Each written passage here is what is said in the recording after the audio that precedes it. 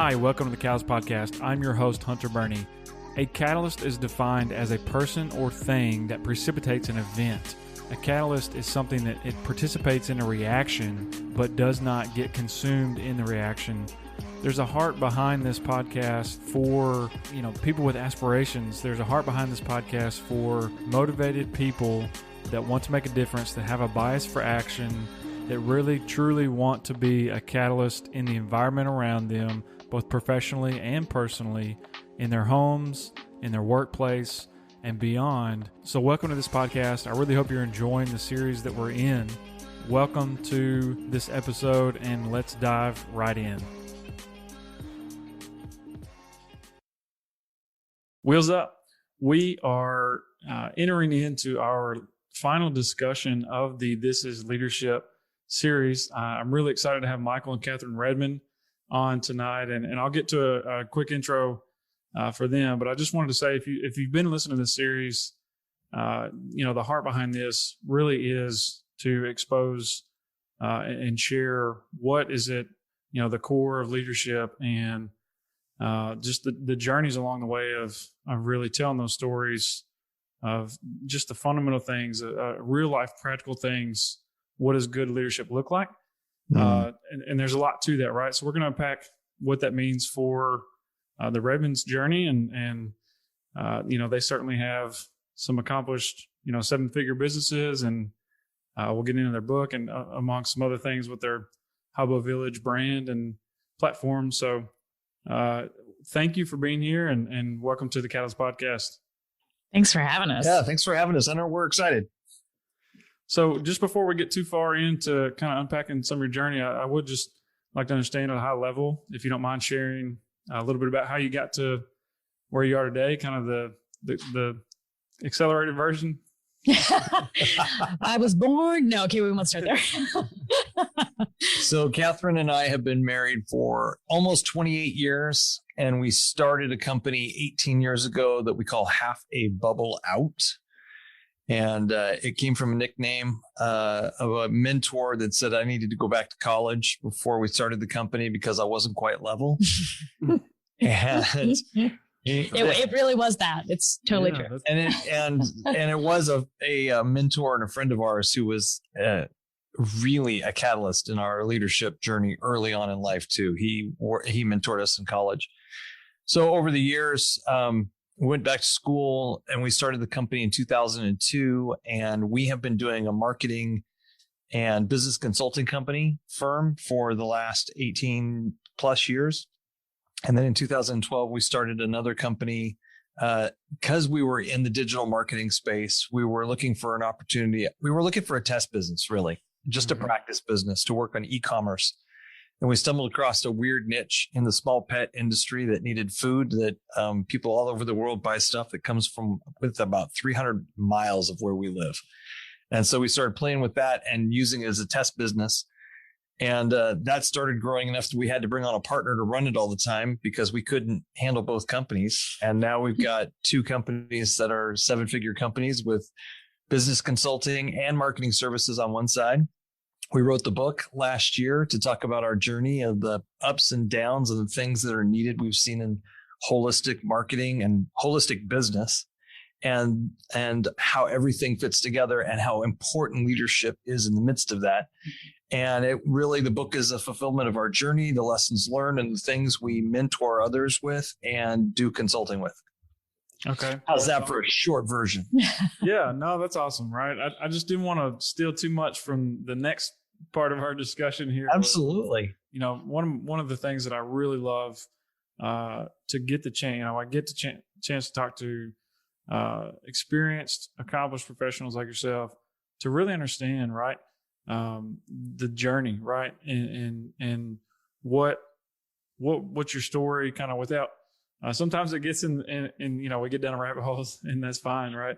But I just think it's practical, right, for people to hear what your journey was like, and maybe some of the obstacles along the way, and just be able to relate that to somebody's situation, because you can hear a lot of theoretical things in books, but when you actually get to hear it through the lens or see it through the lens of somebody else's story and journey, I think it makes it a lot more tangible.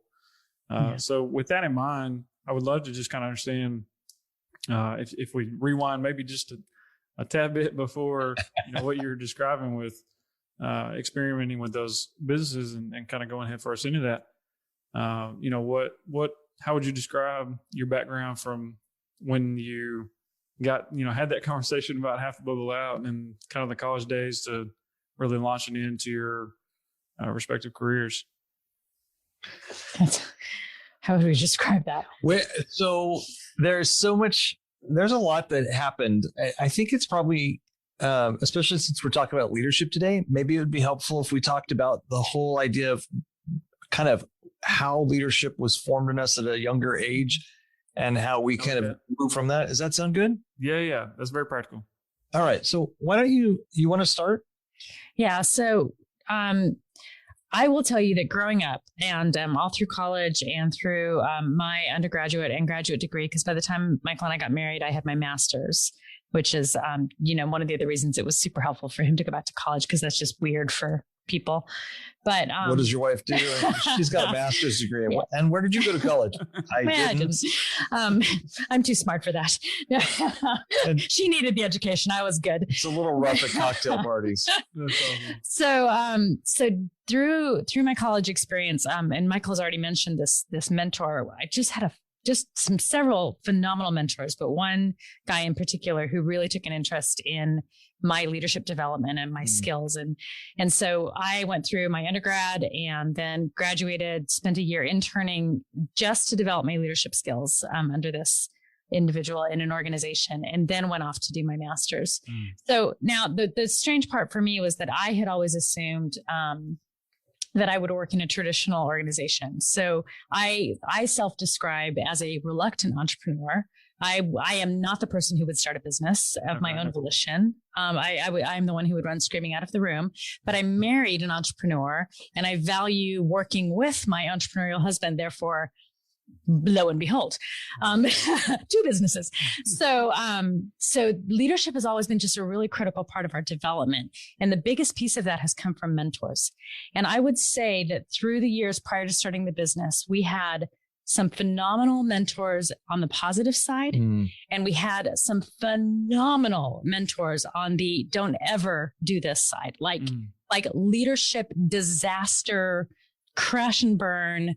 I mean, like brutal, the kind of stuff that you read about in books that you don't really want to live through or encourage anyone else to live through. Well, and the kind that when we were in the midst of one of them together after we'd been married just a couple of years, you're like, how does this is only something that happens in movies or fictional books. This doesn't happen to real people. Like people like this don't get this far in the world. And yet, they do. So lots of opportunity to see what powerful leadership can do when it's not kept within a sense of humility and character. Yeah. So just the whole point being like abusive leadership. So we came and saw kind of some different levels. So we had phenomenal mentors. We knew what good leadership looked like. We had some one particular, and actually two back to back, really not good leaders. Like they really were abusive. And so we came out of that and really we're like, okay, we have to make sure we're leading well, because both of us are leaders. We just know that by definition, by just the training we've had and people follow, right? I mean, one of our mentors said to Michael a long time ago, you're a leader. So the question isn't, are you going to lead people? It's where are you going to lead them? Right. So we believe leadership can be developed, but there's also just there's some naturalness to it. And Michael is a great leader and I have leadership skills. So we were like, okay, we have to develop great leadership. We cannot be those people that destroy people. We have to be those people that empower people and protect people and really build them up and encourage them in their development. Because ultimately, whether you call it servant leadership or whatever the nomenclature is that you put around it, a good leader is somebody who's helping other people succeed and really helping them develop and grow. And then that benefits the organization, the leadership, et cetera. So, well, and as I can go back to, I've had some phenomenal mentors. I can go back to elementary school. I mean, I was great male figures in my life. My dad, at some level, taught me a lot. He was quite a leader. My dad was the kind of guy that was a Pied Piper. He could walk into a room and people would just follow him. People who didn't like him would follow him. It's almost like they didn't have a choice. That music is so magical. I can't help myself. But he also brought with it a lot of inner torture and turmoil that caused him to implode later on in life because he couldn't handle the weight of everything that came with it. And he was a phenomenal leader. And he taught me a lot on the good side. And then I learned a lot about how things I don't want to do and follow in his footsteps. But I was fortunate to be in Boy Scouts. Boy Scouts was a really positive experience for me. And back in the day when it still had a good reputation. And some of the mentors I had there and people that just came along and said, I see that you have a lot of potential. And for a long time, the word potential for me was another cuss word because I hated being told I had so much potential because what always came with it is, why aren't you living into it? And, but I got reminded and told for years, and I think that's part of good leadership too. So along the way, there was all these people who said, I want to give you a chance. I see potential in you. I see talent. I see skill. I see, leadership. And as we've shared stories, and we both went to the same elementary school. We were in a play together. I was in 4th grade. She was in 6th grade. We weren't dating then. That's just important to point out. We weren't. No dating. No, we went to same junior high, same high school. Didn't like each other at all in high school. We hated each other. It was expressed, not ambivalent. It was expressed hatred. So with all of that, we knew each other. We had a lot of similar people in our lives and knew different characters that came along. But for us, that idea, and we were talking about this in our pre-conversation, a lot of not senior leadership, we weren't the people at the top. We were in the middle of a bunch of leaders, and we were being guided by senior leaders and more mature folks and mentors. And we got a chance to sharpen our sticks in leadership and make mistakes. And the guy that told me that I was half a bubble out, who's still a friend of ours and teaches at the local university now in business and leadership. He said something when we were young. He said, now is a great time for you to make mistakes because they're not life-threatening usually. And especially in your leadership, you're not going to destroy anything. Make mistakes now, learn from them now, because they become more costly as you get older and you grow in your influence and your authority. Yeah. So a couple of things come to mind, but just tagging along with what you were just saying, I would absolutely, agree and support that, right, from my own experience, because I don't think early enough in my career that I was really given that permission, right? Because most ambitious people that are on some kind of leadership development track want to get 100 on the test, and want to check all the boxes. But it feels to go against the grain. It feels counterintuitive to say, okay, like it's going to be okay. Like it's easier now than it will be, 10 or 15 years from now. So I think that's awesome you mentioned that. Yeah. And I would say, the reality is, we were just doing a training with somebody who was doing a new employee training, and we were helping them walk that through for their employees. And I was just thinking about that illustration. We put the picture of the Titanic up on the screen, right? Yeah. And we talked about mistakes that are embraceable mistakes. They're above the waterline, right? And if you make a mistake above the waterline, the ship's going to be all right. Yeah. And then there are unembraceable mistakes, and those are going to sink your ship. But to be a leader who allows your people to make mistakes and embrace those. And we were cracking up. I was telling this story about, we had an employee who, this is just simple stuff, but costly, where they were supposed to order 1,000 postcards for a client and accidentally added a 0. So, okay, that was unfortunate, and that was expensive. Wow. As it turned out. Yeah. So, it is 0. Yeah, it's not the kind of 0 you want to add. So, you give the client the 1,000 and you keep the rest as footrest for that employee for a while through much laughter and grace and teasing. But she learned, and she obviously never made that mistake again. But it was an above the water mistake. You're like, well, that was expensive, but no one's going to die. Right. So those are important things. Yeah. Tell me, can I ask you a question? Yeah, absolutely. I was about to lead into something, but I could see your eyes and the wonder, and so go ahead. Absolutely. Yeah. So what you just said, that was very interesting to me. We're both high performers. Kathryn was a straight A student. I was not, but I'm a perfectionist everywhere else except for when I was in young academics. And, but I get it. I get the idea of the pressure, but do you think in today's world, leaders struggle even more, young leaders, especially mid-career leaders, have challenges of being okay with making mistakes or being given or even having leadership around them that knows that's actually going to be a good thing for them?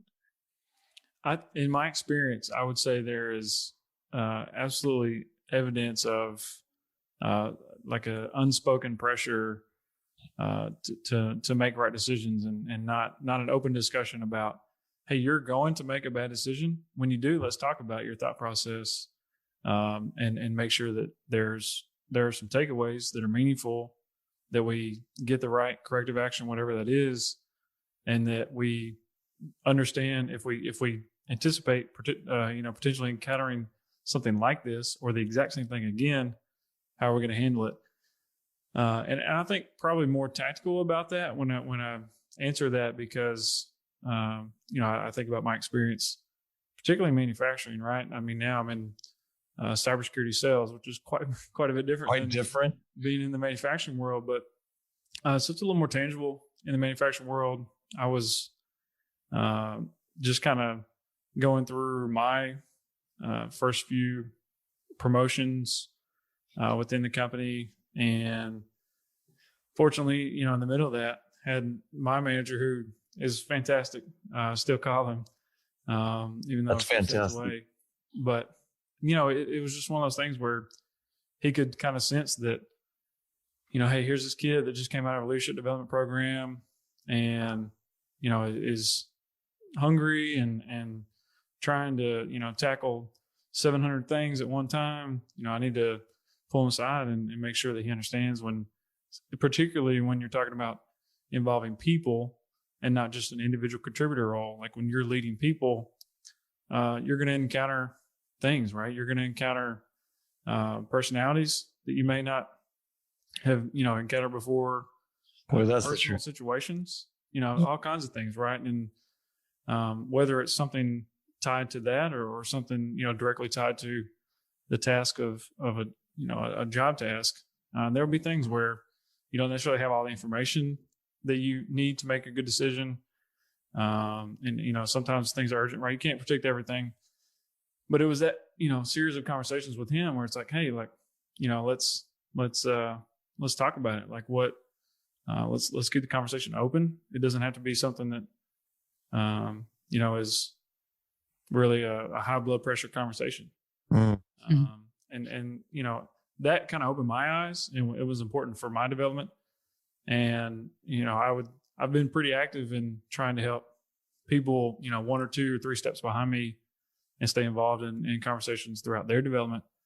And I would say that there are some similar experiences where there's at least a season of earlier in the career where it's like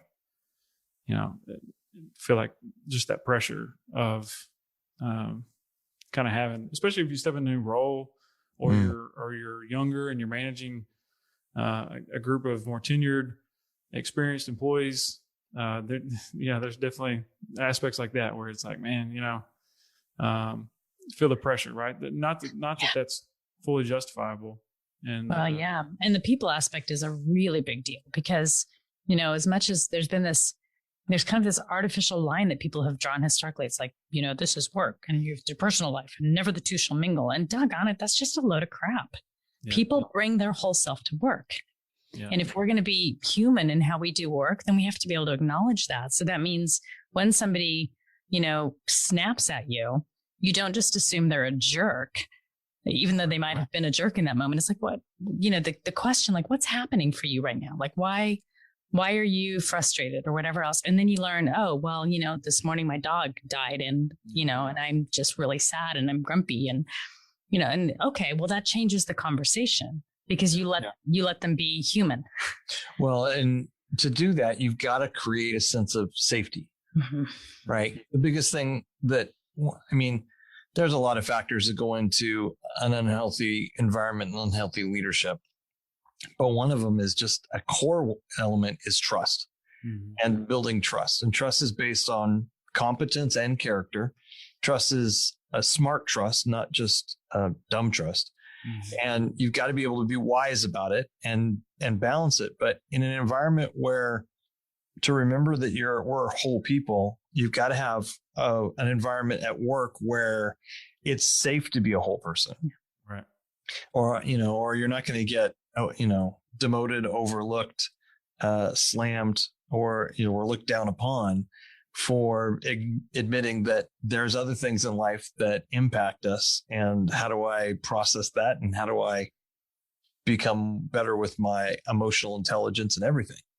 Yeah. And leadership at every level, whether it's you're leading a couple of people behind you and you're just still moving forward, or your senior leadership or anywhere in between, it's our responsibility together as leaders to create that and to make some steps. And some of it starts with us being choosing to risk being a little bit more vulnerable and assume people are trustworthy, and then extending that trust to others around us. Thank you for being a part of this journey. Definitely subscribe, check out Be a Catalyst on Instagram and on Twitter. Also, don't forget to check out the YouTube channel where you'll find videos in addition to the Catalyst podcast recordings that give a little bit more context around my heart for training, my heart for seeing early to middle managers and first-time leaders really thrive and be a catalyst in the organization that they're in the project that they are after, everything that goes along with that. So thank you for being a part of this. Tune in for the next episode, and remember, be you, be confident, be a catalyst.